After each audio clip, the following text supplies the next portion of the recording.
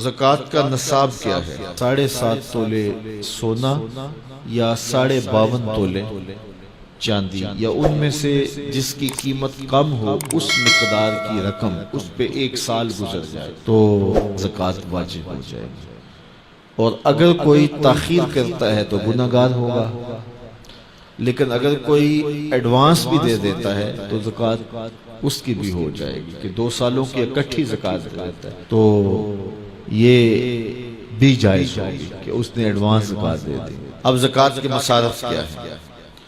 زکوٰۃ کے مصارف جو ہیں وہ 8 ہیں۔ فقیر کو زکوٰۃ دی جائے گی۔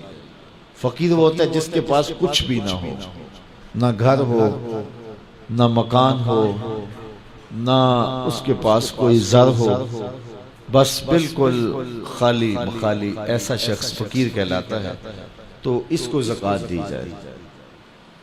دوسرا مصرف مسکین ہے۔ مسکین ایسے شخص کو کہتے ہیں کہ جس کے پاس اپنا ذاتی گھر تو ہے اور تھوڑا بہت کام کاروبار بھی ہے، بچوں کی روٹی روزی بھی چلتی ہے، لیکن اس کے پاس اتنے پیسے جمع نہیں ہوئے کہ وہ نصاب کی ملک تک پہنچے، یعنی 7.5 تولے سونا یا 52.5 تولے چاندی، یا ان دونوں میں سے کسی ایک کی قیمت اس کے پاس نہیں ہے، تو وہ مسکین کہلائے گا، تو وہ بھی زکوٰۃ کا مستحق ہے۔ تیسرا رقاب، یعنی غلام کو آزاد کرنے کے لیے اس کو زکوٰۃ دی جا سکتی ہے تاکہ وہ اپنی قیمت دے کر کے اپنے آقا سے اپنی جان چھڑا لے۔ اور چوتھا غارم۔ غارم وہ ہے جو قرضے تلے دب گیا ہے اور اس کے پاس قرضہ اتارنے کے لیے کچھ نہیں ہے، تو اس مقروض کا قرض اتارنے کے لیے اس کو زکوٰۃ دی جا سکتی ہے۔ 5واں شخص فی سبیل اللہ۔ فی سبیل اللہ وہ شخص ہے کہ جو اللہ کی راہ میں نکلا ہوا ہے، جو مدارس دینیہ کے طلبہ ہیں وہ بھی زمرے میں آتے ہیں، ان کو زکوٰۃ دی جا سکتی ہے۔ اور 6واں شخص ابن السبیل، مسافر۔ مسافر کو زکوٰۃ دی جا سکتی ہے، اگرچہ وہ مالدار ہے لیکن جب وہ سفر میں آیا تو اس کے پاس کچھ نہیں ہے، تو اب وہ ضرورت مند ہو گیا، مال تو اس کے علاقے میں ہے، تو اب اس کو زکوٰۃ سے آپ مدد کر سکتے ہیں۔